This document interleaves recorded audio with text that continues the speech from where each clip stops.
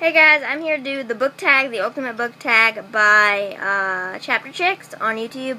I just discovered actually that that's what they were. They were called Chapter Chicks on YouTube. So, I'm going to do this. I'm going to kind of elaborate on my answers, but I'm going to mostly read what I have so I don't get like, I'm just going to basically read to you what I have, and if I have any input, I'll tell you guys. But, number one, do you get sick while reading in the car? And reason I did this, disclaimer, I did this so I wouldn't have be like a cricket and have to think. I just like to write down my answers. 1. Do you get sick while reading in the car? I don't get sick per se like throwing up, but I do get a headache. I honestly think it's the fact of my head being mostly immobile. So I had neck surgery in 2009 and it kind of fused my neck where I wouldn't be able to turn I would have to turn my whole body instead of turning just my head. And so I think reading in a car and having to do great motion with my head back and forth to read the story, I have to just rely on my eyes and not rely on my head. So I think that's, and the car's motion, so I think that's why it's, gets it on. So, okay, number 2, which author's writing style is completely unique to you and why? Karen Kingsbury. I've never started one of her books and never finished it. And I never received one of her books and never not wanted to read it. A few years ago, I probably would have said Nicholas Sparks, but no, I've started his books and never finished. I've received his books and gave them to someone else because I had no interest in reading them. Something about Karen's appropriate drama and the fact that she involves honest without steamy scenes makes me love her as an author. That's what I put. I couldn't memorize it, that's why I'm not reading exactly what I put. But basically, that's it. I never really if you would give me a Karen Kingsbury book, I would more than likely read it and finish it. And so, yeah, and if you give me Nicholas Sparks, it would be very questionable. But Karen Kingsbury, probably not. You wouldn't have to place many bets on there that I wouldn't finish it or start it and finish it. So yeah, because I did get the lucky one when I was in the hospital and I never finished it because I only read 2 or 3 pages and I only liked it because the guy in the book had the same name as my crush, so that's the only reason I liked it. So anyway, yeah, that's number 2. Number 3, Harry Potter series or the Twilight Saga? Give 3 points to defend your answer. I like neither. Never read either. But if I had to pick, I'd say Twilight. Because the movies can grab my interest for a short time. And Harry Potter, I'd just turn the channel. Sorry, Potterheads. I just said that on note. Sorry, Potterheads. And I'm really basing this on the movies. I've never read the books. I've read 1 or 2 pages of the books, but never really got interested. Number 1, Bella's pregnancy.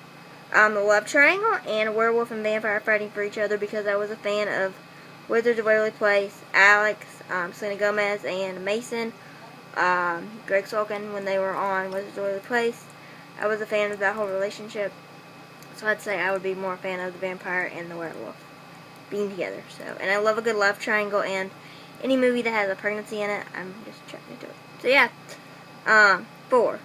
Do you carry a book bag? If so, what's in it besides books? Sadly, since I was homeschooled for my last 4 years of schooling, I haven't carried a backpack in quite a few years. One that didn't include a feeding pump and bags. So, yeah. But when I did, it included 1 book for me to read during free time, and the rest were school items I needed.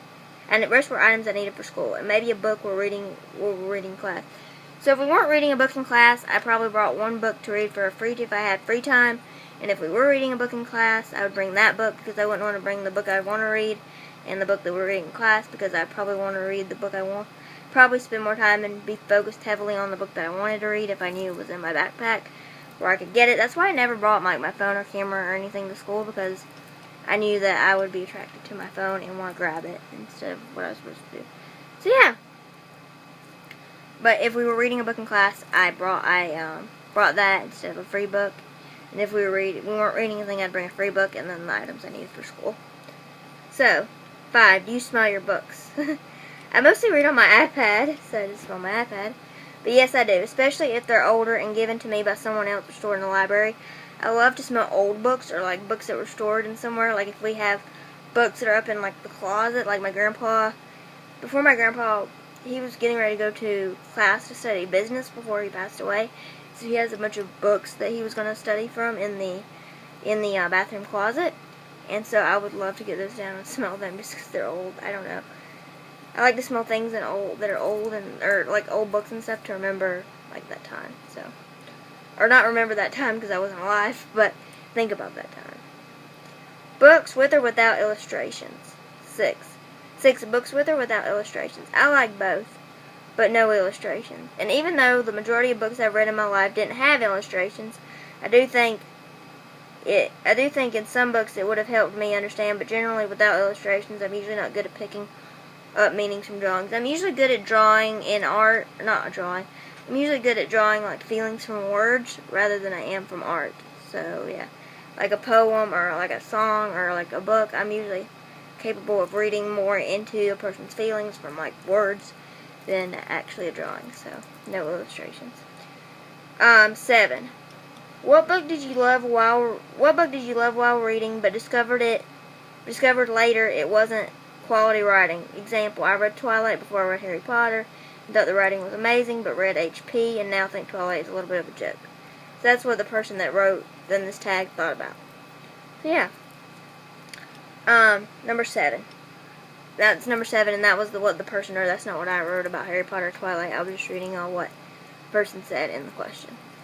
Oddly, and this is my answer, oddly the books that come to mind is, I need to tell y'all like when I'm done with reading the answer, but this is my question, or done reading the question, but this is my answer, and the rest of them I read the illustrations. It's basically the longer one that I read was my illustration, was my answer, but this one was longer than my answer, so, or maybe my answer was longer, but I'm going to read this so I can read y'all the question and the answer. So this is my answer. Oddly, the book that comes to mind, the books that come to mind is A Thousand Tomorrows and Just Beyond the Clouds by Karen Kingsbury. The books that often brought a tear, and I loved A Thousand Tomorrows by Karen Kingsbury in the beginning, but was saddened by the fact that she didn't express the reality of a CF lung transplant. Spoiler. But the majority of lung transplant people don't have only a life of 3 years after the transplant. I think she improved that and realized her mistake in Brush of Wings, though. So, if you guys are going to read Thousand Tomorrows, you're probably not going to read this after you watch this video, but I have to kind of explain, I have to give a spoiler. I will edit this out, but I literally have to give it without, because it's part of my answer, so I have to give it. But in the book, the character got a lung transplant, and she only lived 3 years, and in reality, I don't think that's naturally the case. 10 to 15 years, 10 years after transplant, but I don't think that it's reality that a person would only live 3 years after a lung transplant. That's just my opinion. I don't know if, I'm sorry if it's like I'm being wrong, but I mean, it can happen. I'm not saying it can't happen, but I'm just saying it's more likely that I don't think it's not that likely that a person would die 3 years after a lung transplant. That's just my opinion. But it can happen. Number 8. Do you have any funny stories involving books from your childhood? Oh, and also to finish that question, number 7, was Brush of Wings. She kind of fixed that in the sense that a person had a heart problem, and I won't give that one away. And she kind of fixed it a little bit better. So, yeah. But I love Karen Kingsbury. That was just a thing that I thought probably needed improvement in the book. That I thought that the lifespan of a person with CF after a lung transplant was kind of exaggerated in that. So, anyway. Number 8. Do you have any funny stories involving books from your childhood? Please share. Yes, I do. This is the first thing that came to mind. I didn't really have to think about this one. Yes, Stuart Little 2 movie picture book, storybook. My mom read it to me so much she had memorized it, and once she memorized it, I used to make her read it to me, and she would try to fall asleep while doing it. I kept waking her up until she finished, and so she'd be like, Margot Lowe, and I'd be like, and she'd be like, damn it, and it was just so, I would wake her up and make her finish the story, and I wouldn't let her go to sleep. I know that's bad of me, but that was a little funny story that I had. I don't think the person that I got this tag from actually, I don't think it was the creator of the tag, but I don't think the person that I got this tag from actually had a good answer about in childhood, but I do, and it was Stuart Little. What is the thinnest book on your bookshelf? And I have those two right here. Thinnest book on my bookshelf, I have those right here, and they're both like Christian books. What is the thinnest book on your bookshelf? Life in 6 Words. And I honestly don't know who wrote this. I just know it's this. So yeah. And then what is the thickest book on your shelf? It is this, Prayers for Children. And it's actually, I think, it says illustrated by Eloise Walken, Selections from My Little Golden Book About God, written by Jane Warner Watson. So, yeah. I think that's the thickest book and the thinnest book on my shelf. So, yeah. 11. Do you write as well as read? Do you see yourself in the future as being an author? 11. That's question 11. Do you write as well as read? Do you see yourself in the future as being an author? I have written a few stories. I put haven't. I don't know why exactly. The truest answer, honest answer is I have. I have written a few stories on Wattpad, but I find it easier to write a fan fiction because it already has a plot. I don't really do good making up plots. Then I do myself making it up because I have a harder time with making a plot and sticking to the characters and sticking to a plot if I were to write a story on my own. I have hundreds of stories on notes on my electronic devices, but have failed to put them up because I feel I could do better. So yes. I couldn't see myself as an author, but other people do, especially my psychiatrist, and others have always told me I should be an author. I feel I would be better as a co-author because I would probably add in details and go, if somebody could make up all the plot and then I could give details of what I wanted to and we could like collaborate, I think I would be better. I feel like I would be better as a co-author, someone to give the plot and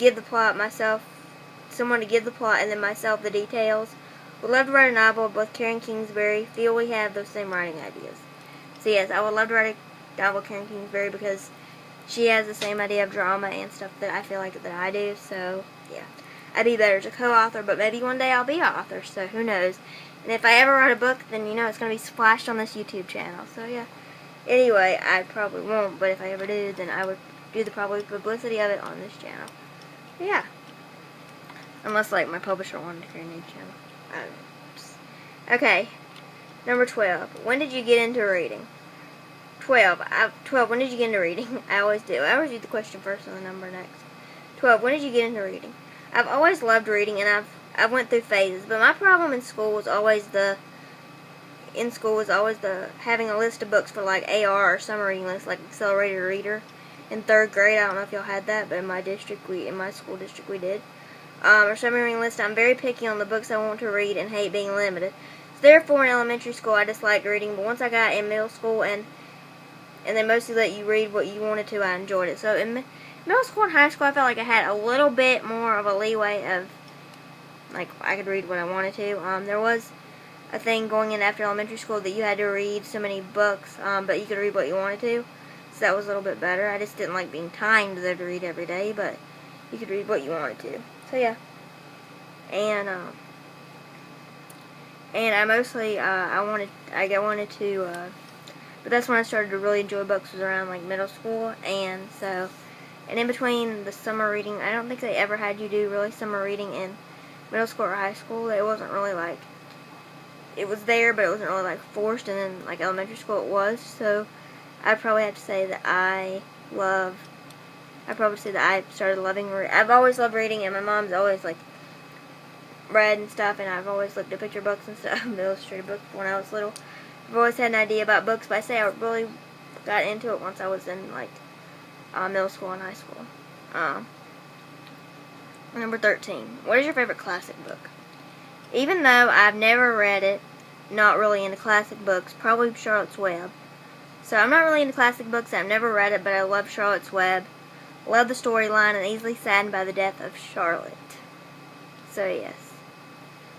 That's my answer for number 13. My favorite classical book was Charlotte's Web, even though I've never read it. I'm in love with the movies. I'm especially in love with the the real life version with Dakota Fanning. Number 14. In school, what was your best subject? Language arts or English? Language arts, it was called in elementary and middle school, and in high school, English it was called. So in elementary school and middle school, it was called language arts, and in high school, it was called English. Yes, English was my best subject. I enjoyed it. I am always made an A or B average, maybe 1 or 2 C's in high school, because it was obviously harder. So, yeah. Number 15. If you were given a book as a present that you had read before and hated, what would you do? Give it to a person who I know would enjoy it. And if somebody would give it to me, I would never be the type to say, oh, I've already read that, or I've hated that. I would just be like, well, thank you. And then if I didn't really like it or wanted to read it, I would just like give it to somebody else.